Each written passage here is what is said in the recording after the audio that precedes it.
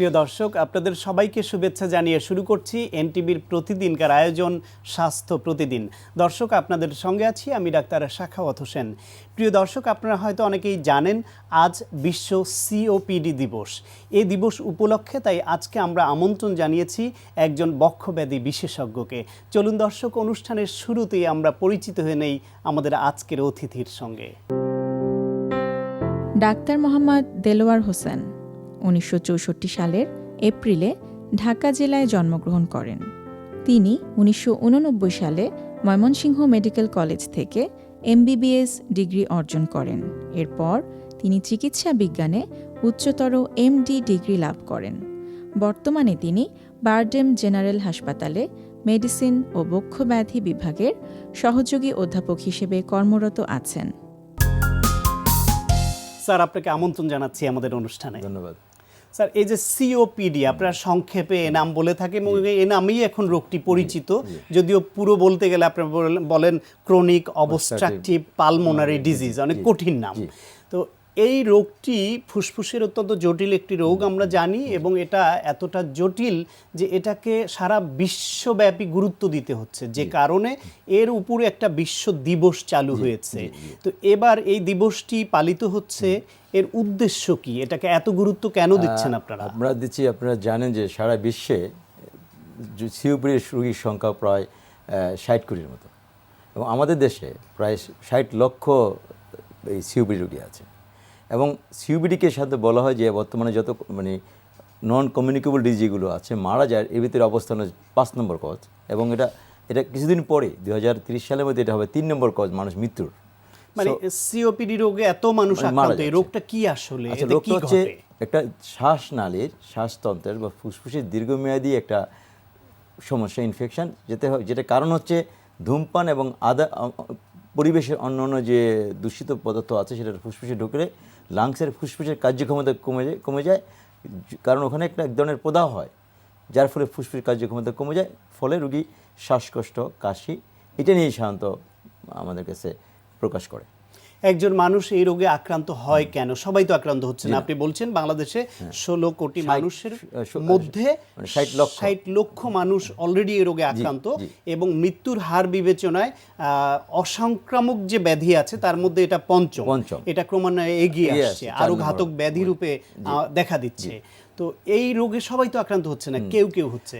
কারা বেশি আক্রান্ত হয় এবং কেন? এটা দুইটা কারণ আছে, জেনেটিক বংশগত একটা কারণ আছে এবং পরিবেশগত কারণ আছে। তো পরিবেশগত কারণটা বেশি গুরুত্বপূর্ণ এখানে, কারণ এই পরিবেশগত কারণের ভিতরে যে জিনিসগুলো আছে এর ভিতরে নাম্বার 1 বা সবচেয়ে গুরুত্বপূর্ণ যেটা হচ্ছে ধূমপান। দেখা গেছে যে 100 জন যদি ধূমপান করে তার ভিতরে 20 জন লোকেরই কিন্তু সিওপিডি হয়, এবং যাদের সিওপিডি আছে তাদের দেখা গেছে 80 থেকে 90 জনেরই ধূমপানের ইতিহাস থাকে। এবং দীর্ঘদিন, এবং এই ধূমপানের কতগুলো কারণ আছে, যেমন যারা যদি যত আগে আর্লি এজে মনে করেন 15-16 বছর যখন সিগারেট মানুষ শুরু করে তাদের সিওপিডি হওয়ার সংখ্যা বেশি, সম্ভাবনা অনেক বেশি যারা পরে শুরু করবে, এবং যারা বেশি সিগারেট খাবে তাদের ঝুঁকির সম্ভাবনা বেশি। এখানে একটু টেকনিক্যাল কথা বলা দরকার যে আমাদের সবারই 30 বছরের বয়সের পরে কিন্তু ফুসফুসের কার্যক্ষমতা কমে যায়, কিছু নরমালি কমে যায়, এবং প্রতি বছর এটা কমার হার হচ্ছে 30 ml করে কমে যায়। আমাদের ভাইটাল ক্যাপাসিটি যেটা আছে 6 লিটারের মতো কমে যায়। কিন্তু যাদের সিওপিডি এবং স্মোকিং করে তাদের এই কমার যে রেটটা বা গতিটা সেটা হচ্ছে প্রায় 100 ml মিলিলিটার প্রতি বছর কমে যায়। তা এখন যারা 30 বছর থেকে 60 বছর দিয়ে 30 বছরে তার 3 লিটার কমে যাবে, তার অর্ধেক ক্যাপাসিটি হয়ে যাবে, যেটা নর্মাল মানুষের হয়তো 1 লিটার মতো কমবে। তো এই জন্য তাদের কার্যক্ষমতা লাংসের খুব তাড়াতাড়ি ক্ষত হয়ে যায় এবং কষ্ট হয়ে যায়, এই জন্য তারা শ্বাসকষ্ট, কাশি হিসেবে প্রকাশ করে। একটা কারণ আপনি অত্যন্ত গুরুত্বপূর্ণ যেটি বলেছেন, স্মোকিং বা ধূমপান। যারা স্মোকিং প্রত্যক্ষভাবে করে না, নিজে করেন না, কিন্তু অন্যরা করছে, আমরা জানি প্যাসিভ স্মোকিং বা ইনডাইরেক্ট স্মোকিং একটা প্রভাব আছে। এছাড়াও আরেকটা বিষয় আপনার দৃষ্টি আকর্ষণ করব, আমাদের দেশে মহিলারা যে রান্নার বিষয় আসে, এটাই রোগের সঙ্গে সম্পর্ক আছে। আমি এটা পড়ে আসছি, কিন্তু প্যাসিভ স্মোকিং একটু বলে নিই, কারণটা হচ্ছে যে এটার সাথে আসলে সিওপিডি জড়িত। 5 জন সিওপিডির পেশেন্টের দেখা গেছে যে প্যাসিভ স্মোকিংয়ে, অর্থাৎ নিজে করেন না, কিন্তু আরেকজনে করে বাসায় যেমন, এবং সেখানেও না। এই স্মোকিংয়ের সাথে যদি গর্ভে বাচ্চা থাকে, কারণ কারো ওয়াইফ প্রেগনেন্ট আছে, কারো মহিলা প্রেগনেন্ট আছে, তারা যদি বাসায় সিগারেট খায় এবং ধরে যায়, বাচ্চার কিন্তু গ্রোথ কম হবে এবং এই বাচ্চা ভবিষ্যতে সিবিডি হওয়ার সম্ভাবনা বেশি থাকে। সো শুধুমাত্র যে সিগারেট খেলে হবে না, প্যাসিভ স্মোকিং যে বাচ্চা জন্ম নেয় তারও কিন্তু ভবিষ্যতে সিবিডি হওয়ার সম্ভাবনা থাকে যদি ধূমপান কেউ করে বাসায় বা পরিবেশে এক্সপোজড হয়।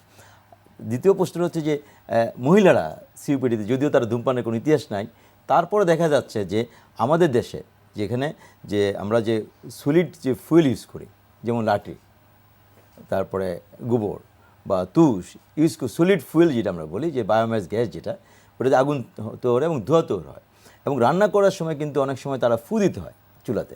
ফু দেওয়ার সময় অনেক ডাস্ট পার্টি কিন্তু ফুসফুসে চলে যায় এবং এইটাই কিন্তু ভবিষ্যতে যে তাদের এই যে লাংসে যে বিভিন্ন রকম রোগ তৈরি করে এর ভিতরে সিওপিডি একটা অন্যতম। এবং দেখা গেছে যে মহিলাদের আমাদের দেশে বয়স যাদের 40-এর বেশি তাদের কিন্তু একটা বেশ ভালো সংখ্যায় সিওপিডি আছে, প্রায় 20 থেকে 21% পর্যন্ত আছে, 40-এর পরে যায় এবং এদের একটা উল্লেখযোগ্য মহিলা যারা কোনোদিনই সিগারেট স্মোক করে না, সিগারেট বিড়ি সিগারেট খান না, তারপর হচ্ছে সাধারণত কোন বয়সের পরে সিওপিডির ঝুঁকিটা বেশি থাকে? শিশু অল্প বয়সে হতে পারে কেমন, বা অল্প বয়সে হতে পারে যদি তার জেনেটিক্যালি একটা এনজাইম আছে যে আলফা 1 অ্যান্টিসিডেন্ট ডেফিসিয়েন্সি, সেই ক্ষেত্রে যদি সেটা যদি তাদের জন্মগতভাবেই তাদের এনজাইমটা কম থাকে সেই ক্ষেত্রে হতে পারে। তাদের সংখ্যা 100 জনের ভিতরে 2 থেকে 3, 1 থেকে 2 জন, খুবই কম। কিন্তু বাকি যে রোগগুলো মানে পার্সেন্টেজ 95% বেশি আছে তাদেরকে কিন্তু পরিবেশের সাথে রোগ হয় এবং এটা সাধারণত 40-এর পরকে রোগটা প্রকাশ পায়। হয়তো শুরু হয়েছে অনেক আগে, কিন্তু যখন মানুষ তার কষ্ট ফিল করে, আপনি জানেন যে ফুসফুসের মানুষের ক্যাপাসিটি অনেক বেশি থাকে, যখন ফুসফুসের ক্যাপাসিটি কমে যায় তখন মানুষ কাশি শ্বাসকষ্ট অনুভব করে এবং এটা 40 বছর পরে সাধারণত শুরু হয়। এবং হিসাব করে দেখেন আপনি যদি কেউ 10-20টা করে সিগারেট খায় দৈনিক এবং এটা যদি তার 15-16 বছর বয়স যদি শুরু করে, সে কিন্তু তার মানে প্যাকিয়ার 40 বছর পর্যন্ত মানে 20 বা প্যাকিয়ার বেশি সিগারেট খেয়ে ফেলে। এবং বলা যায় সিগারেট সাথে সম্পর্কের জন্য যে যত বেশি খাবে তত ঝুঁকি বেশি থাকবে। এবং 20টা করে যত প্যাকিয়ার আমরা বলি ডাক্তার, এটা প্যাকিয়ার আছে, প্যাকিয়ার মানে হচ্ছে যে দৈনিক 20টা করে সিগারেট যদি কেউ খায় এবং 1 বছর গেলে 1 প্যাকিয়ার বলে। এবং সাধারণত সিওপিডি রোগীদের সবারই অলমোস্ট সবারই 40-40 প্যাকিয়ার 20 প্যাকিয়ার 20টা প্যাকিয়ার লাগে মানে সিওপিডি হতে। সেক্ষেত্রে 20 বছর যদি কেউ সিগারেট শুরু করে 40 বছর তার সিওপিডির উপসর্গগুলো দেখা দেয়, কিংবা আরো পরে শুরু করলে একটু পরে হতে পারে। তারপরে নরমালি যে লাং প্রসেসে যে লাং ফাংশন যে কমতে থাকে সেটাও এটার সঙ্গে যোগ হয়। এই যে আপনি বলছিলেন সিওপিডি হলে তার প্রধানত যে কষ্টটি হয় সেটা হচ্ছে শ্বাসকষ্ট হয় এবং তার শ্বাস ছাড়তে কষ্ট হবে, কাশি হবে, বুকে ব্যথা হতে পারে, অল্প দম ফুরিয়ে যাবে। এখন যে কোনো লোকের শ্বাসকষ্ট হলে বা এরকম সমস্যা হলে প্রথমেই তারা ধরে নেন যে আমার অ্যাজমা হলো কিনা, বা ব্রড টার্মে শুধু শ্বাসকষ্টই বলেন, বা লাঙের অন্যান্য কিছু রোগের কারণেও শ্বাসকষ্ট হয়। তো এটাকে আপনি আলাদা করেন? হ্যাঁ, আমি একটু খুব ভালো করে, কারণ হচ্ছে এটা আলাদা করা অবশ্যই জরুরি।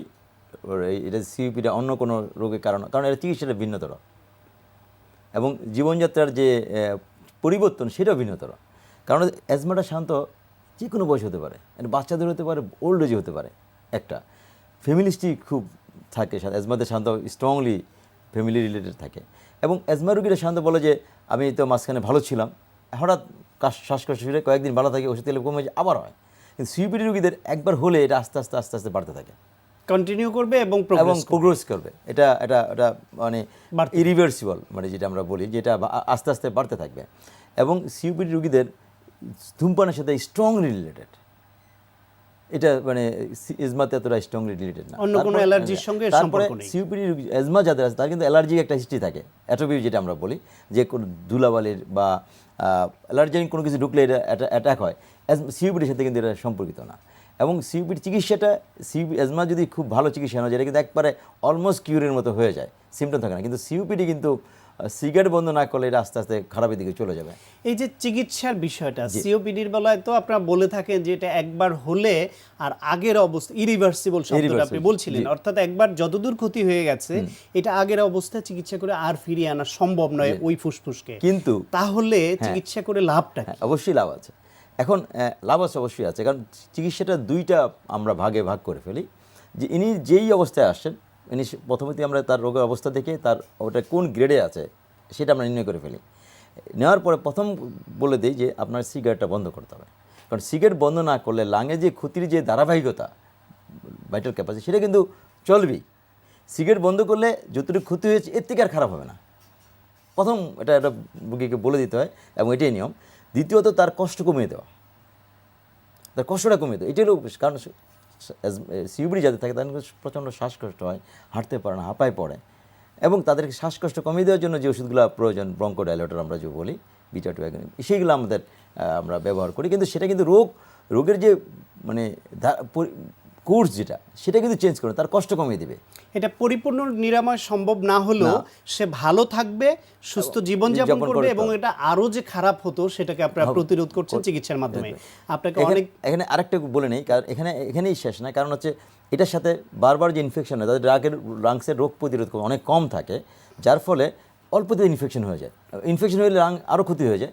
এই জন্য আমাদের যেটা পরিবেশ সিগারেট বন্ধ করা, চিকিৎসা নেওয়া এবং ভ্যাকসিন দেওয়া যাতে নিউমোনিয়া না হয়, এটা খুবই গুরুত্বপূর্ণ। ভ্যাকসিন নেওয়াটা, নিউমোনিয়া ভ্যাকসিন ও ফ্লু ভ্যাকসিন, যাতে ফার্দার কোনো ড্যামেজ লাংসে না হয়। তা আশা করছি আমাদের দর্শকরা সচেতন হবেন। আপনাকে অনেক ধন্যবাদ। ধন্যবাদ আপনাদের। প্রিয় দর্শক, আমরা শুনছিলাম ফুসফুসের অত্যন্ত জটিল একটি রোগ সিওপিডি নিয়ে অত্যন্ত প্রয়োজনীয় একটি আলোচনা। আশা করি আপনাদের কাজে লেগেছে। আজকে আমরা ফোকাস করবো হচ্ছে ট্রাইসেপ অ্যান্ড বাইসেপকে।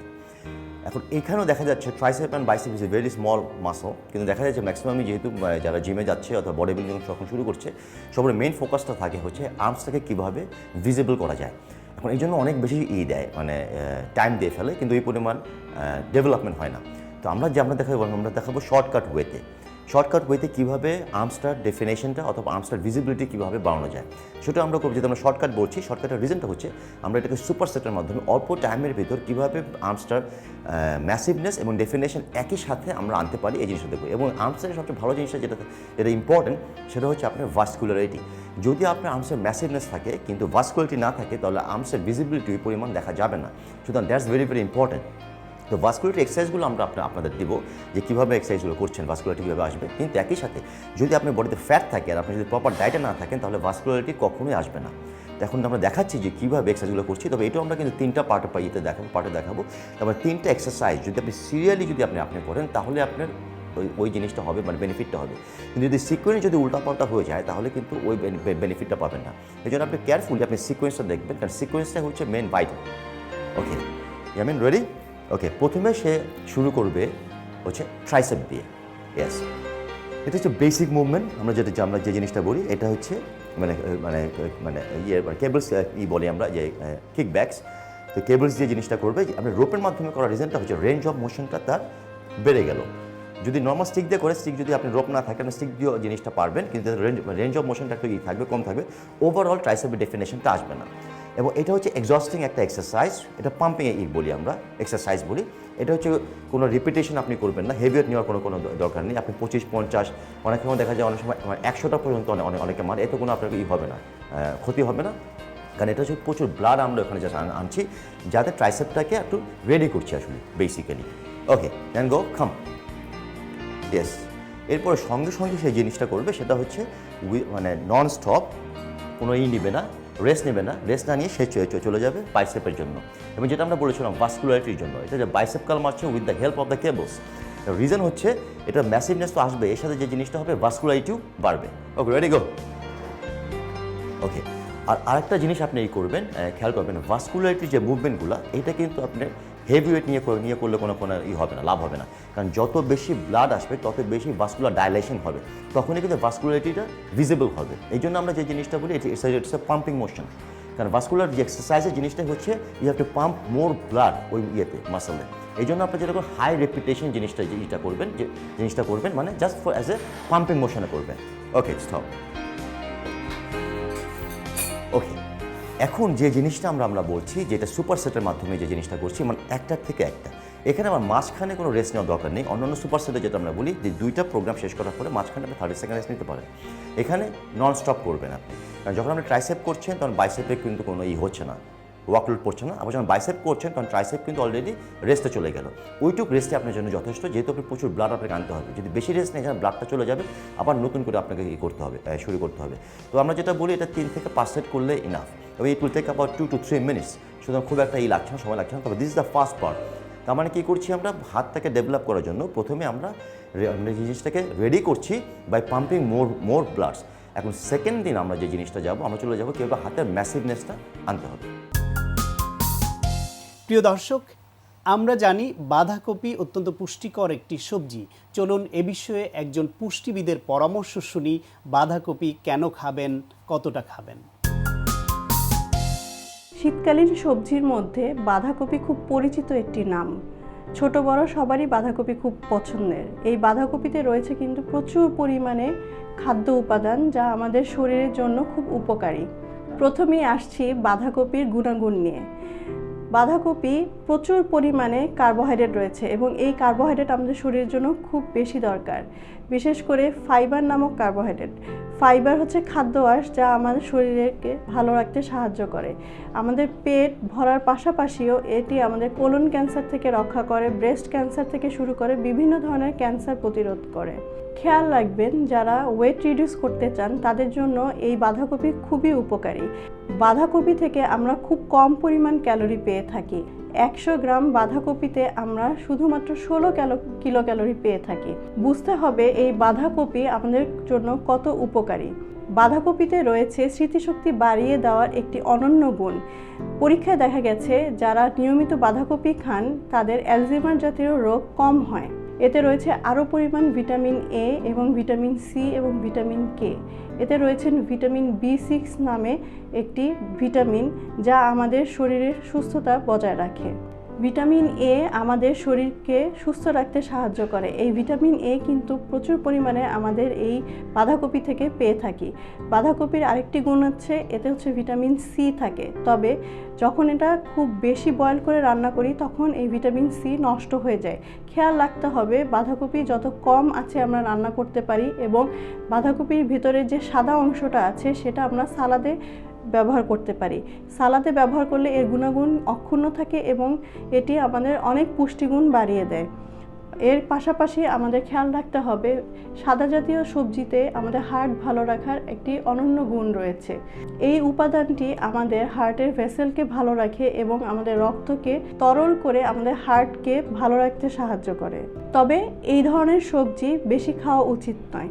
যাদের গ্যাসের প্রবলেম আছে, যাদের আলসারের প্রবলেম আছে, তারা এ ধরনের সবজি এড়িয়ে চলবেন। প্রিয় দর্শক, এখন আপনাদের জন্য রয়েছে স্বাস্থ্য প্রতিদিন আজকের হেলথ টিপস। শরীরটাকে সুস্থ রাখতে ব্যায়ামের বিকল্প নেই, আর ব্যায়ামের জন্য প্রতিদিন অন্তত 30 মিনিট করে সপ্তাহে 5 দিন হাঁটাই যথেষ্ট। প্রিয় দর্শক, স্বাস্থ্য প্রতিদিন সম্পর্কে আপনার যে কোনো মতামত বা পরামর্শ থাকলে অবশ্যই লিখে জানাবেন এই ঠিকানায়।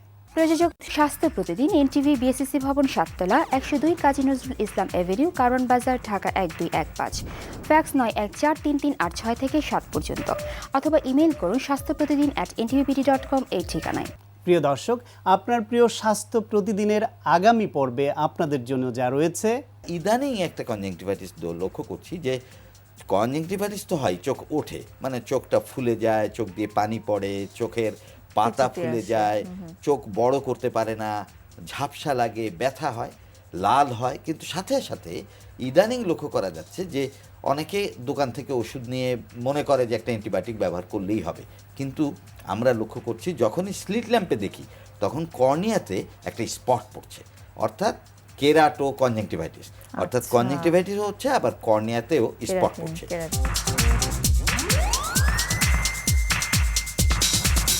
প্রিয় দর্শক, বিশ্বের যে কোনো প্রান্ত থেকে যে কোনো সময় এনটিভিতে সম্প্রচারিত আপনার প্রিয় স্বাস্থ্য প্রতিদিন অনুষ্ঠান দেখার জন্য ভিজিট করুন আমাদের পূর্ণাঙ্গ ওয়েব পোর্টাল www.ntvbd.com। দর্শক, আজ এ পর্যন্তই। সবাই ভালো থাকুন, সুস্থ থাকুন এবং অবশ্যই নিরাপদে থাকুন। দেখা হবে আগামীকাল ঠিক একই সময়ে আপনার প্রিয় এনটিভির পর্দায়।